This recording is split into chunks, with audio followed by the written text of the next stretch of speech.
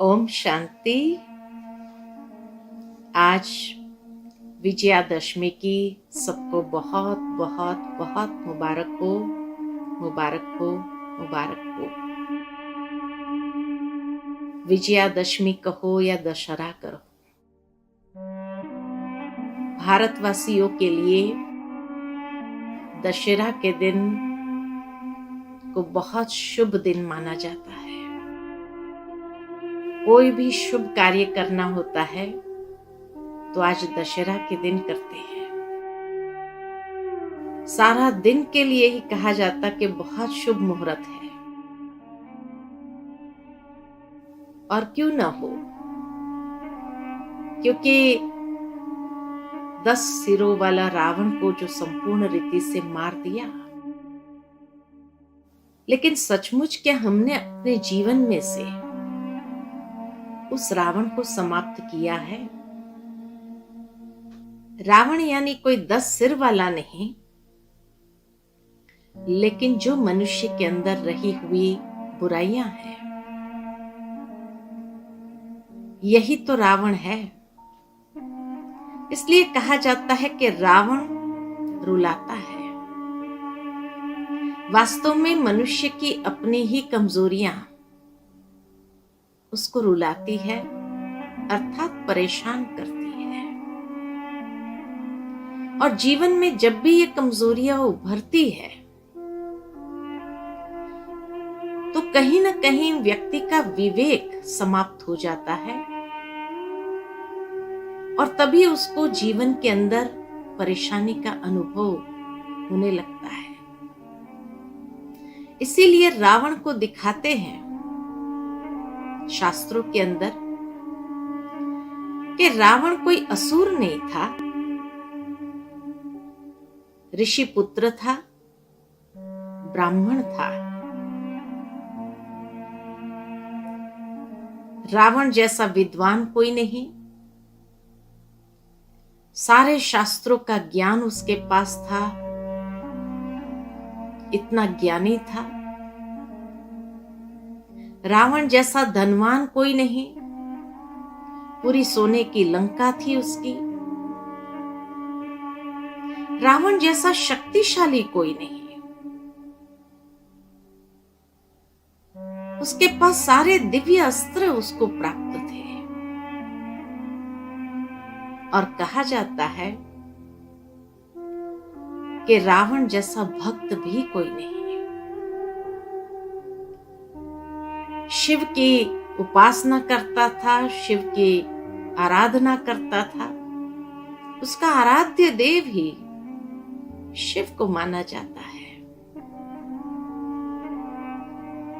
लेकिन जब इतना व्यक्ति के अंदर था, फिर भी आज सारे भारत भर में उसके जगह जगह पुतले बना बना करके जलाते हैं। तो ये हमारा दुश्मन कैसे बन गया? पुतला तो हमेशा दुश्मन का ही जलाया जाता है, तो रावण हमारा दुश्मन कैसे बन गया? भावार्थ यही है कि अगर आज की दुनिया में देखा जाए तो सारी दुनिया एक रावण राज्य है। रावण का राज्य लंका में खाली नहीं था। लंका एक टापू जैसे दिखाया है, जहां तीनों तरफ पानी है, बीच में जमीन है। तो अगर सारी दुनिया को अगर देखा जाए तो यह सारी दुनिया भी एक टापू है, जहां 3 हिस्सा पानी है और 1 हिस्सा जमीन है। अर्थात एक ऐसे रावण राज्य में आज हर इंसान जी रहा है। इसीलिए रावण को अपना शत्रु मान बैठा है, तभी तो जलाते हैं। दुनिया के अंदर मनुष्य भी ऊंची जाति के होने के बावजूद कभी कभी उनके कर्म किस तरह के होते हैं। रावण जैसा विद्वान होने के बावजूद भी उसने सीता जी का हरण किया, एक घिनौना कर्तव्य किया। ठीक इसी तरह कई बार मनुष्य समझदार होने के बावजूद भी उसके कर्म कैसे होते हैं। इसीलिए ऐसे रावण के ऊपर हमें विजय प्राप्त करना है, अर्थात इन कमजोरियों को संपूर्ण रीति से अपने जीवन से समाप्त करना है।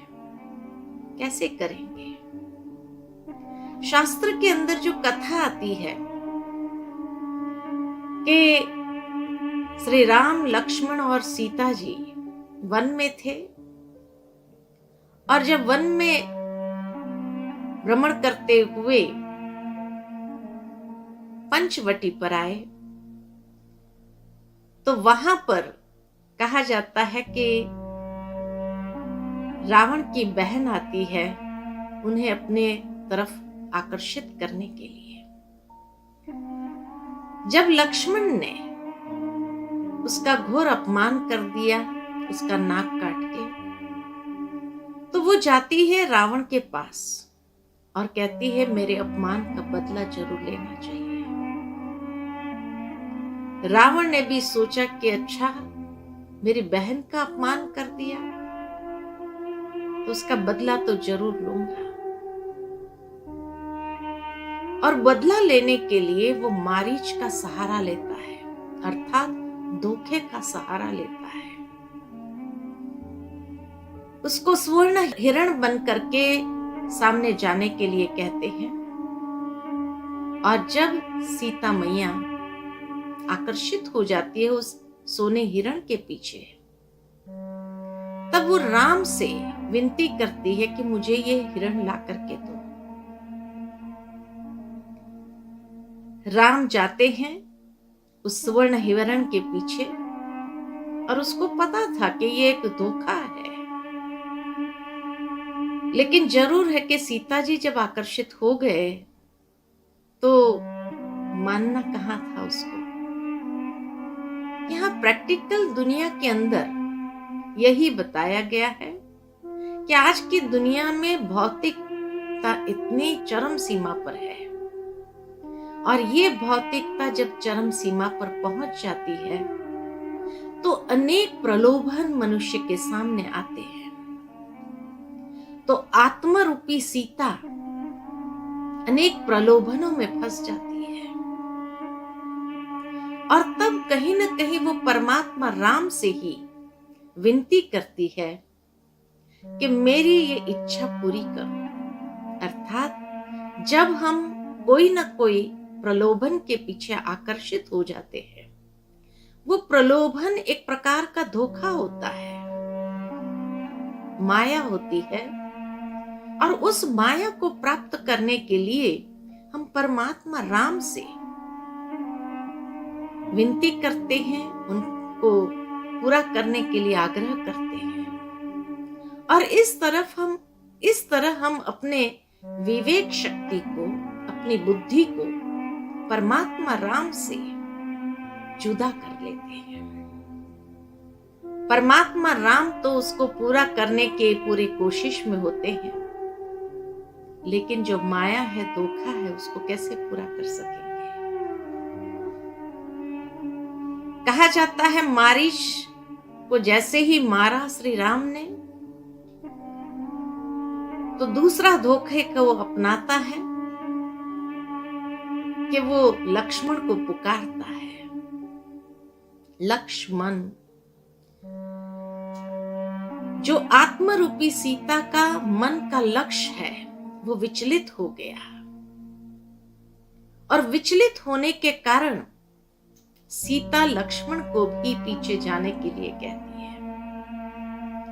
मनुष्य का मन ही तो विचलित हो जाता है, भटक जाता है। फिर भी कहा जाता है कि लक्ष्मण एक मर्यादा की लकीर खींच के जाता है, जिसको कहा लक्ष्मण रेखा, और सीता मैया से कहा आप इसी रेखा के अंदर रहना, सुरक्षित रहेंगे, बाहर नहीं निकलना। और तब रावण भी अपना धोखे का स्वरूप लेकर के सामने आता है, एक याचक के रूप में सामने आता है।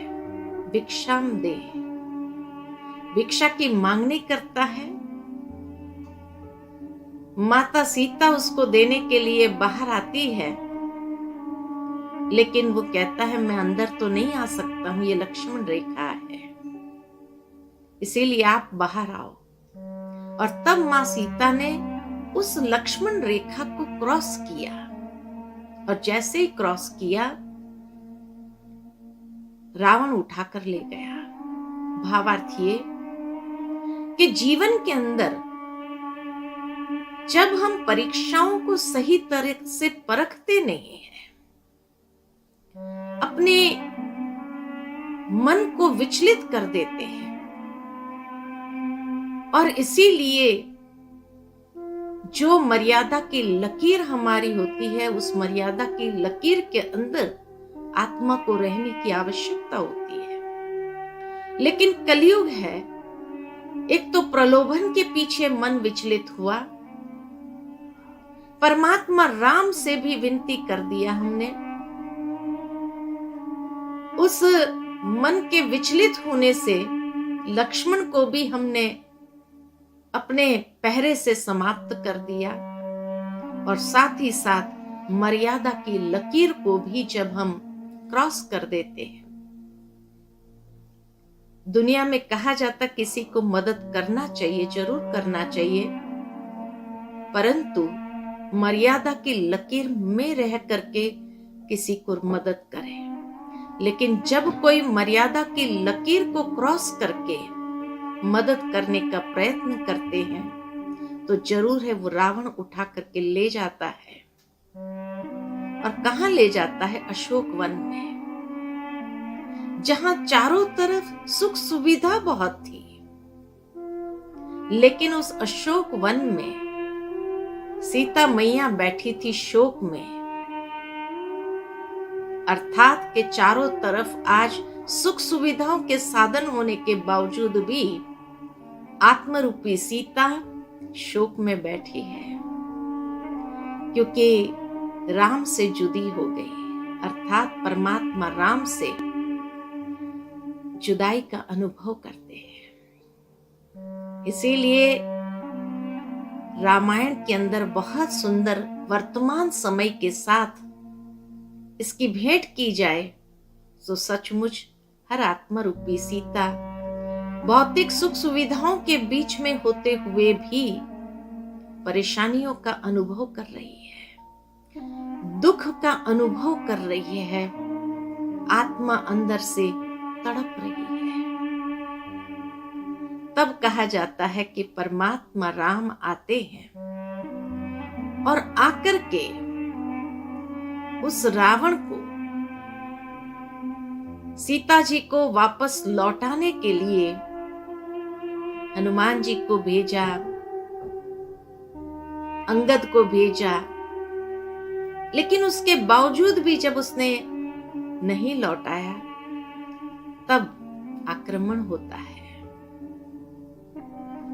और उस रावण का खात्मा होता है। लेकिन कहा जाता है कि रावण का एक सर काटते थे तो दूसरा निकल आता था, दूसरा काटते थे तीसरा निकल आता था, मर नहीं रहा था। फिर जब उसको बताया गया कि नाभि में मारो, नाभि अर्थात के जहां से आत्मा की सारी नाड़ियां शरीर के साथ जुड़ी हुई होती है। भावार्थ है कि आत्मा की जो नाड़ी है वो है उसकी विचार शक्ति, संकल्प शक्ति, और जब उस संकल्प शक्ति से उसको समाप्त किया जाए, उस नाड़ी पे उसको तीर मारा जाए, तब जाकर के सारे अशुद्ध संकल्प जब समाप्त हुए तो अंदर में परिवर्तन आता है, अर्थात संपूर्ण रावण का खात्मा हुआ और हम अपने जीवन के अंदर उस बुराई के ऊपर जब अच्छाई के आधार से जीत प्राप्त कर लेते हैं। क्योंकि वैसे अगर बुराई को मारा जाए तो दूसरी बुराई उभर आती है, एक बुराई को समाप्त की तो दूसरी खड़ी हो जाएगी। लेकिन अगर उसका रिप्लेसमेंट अच्छाइयों से किया जाए तभी तो वो संपूर्ण रीति से समाप्त होगा। और उसके लिए दृढ़ संकल्प करना बहुत आवश्यक है, क्योंकि दृढ़ता से ही उस बुराई के ऊपर संपूर्ण विजयी हो सकते हैं। तो इस तरह से हम भी अपने जीवन के अंदर दृढ़ संकल्प के आधार से परिवर्तन ले आए, उस रावण के ऊपर जीत प्राप्त कर ले, कमजोरियों के ऊपर जीत प्राप्त कर ले, और सदा आत्मिक ज्योत को इस कलयुगी रात्रि के अंदर जागृत रखे, ऐसा जागरण करें और विजयदशमी को सही अर्थ में मनाए। तब श्री राम की जय जयकार चारों ओर हो सकती है, अर्थात आत्म राम की भी जय जयकार चारों ओर हो सकती है परमात्मा राम के साथ। परमात्मा राम हमें विधि बताते हैं, आत्मा राम को पुरुषार्थ के आधार से उन बुराइयों के ऊपर विजय प्राप्त करनी है। तो आए सच्चा दशहरा हम बहुत सुंदर तरीके से मनाएं और अपने जीवन के अंदर उस प्रकाश का अनुभव करें, उस स्वतंत्रता का अनुभव करें, उस फ्रीडम का अनुभव करें और संपूर्ण रीति से अपने जीवन को समृद्ध करें अनेक प्रकार के वैल्यूज से, क्योंकि वैल्यूज आएंगी तो वीकनेस खत्म होंगे। जब जीवन के अंदर मूल्य आएंगे तो कमजोरियां समाप्त होगी। इसी आधार पर हम अपने जीवन को मूल्यों से समृद्ध करें और इस तरह ये दशहरा मना करके अपने जीवन के अंदर विजय का अनुभव करें। तब कहा विजयादशमी। पुनः सबको बहुत बहुत विजयादशमी की मुबारक हो, मुबारक हो, मुबारक हो। ओम शांति।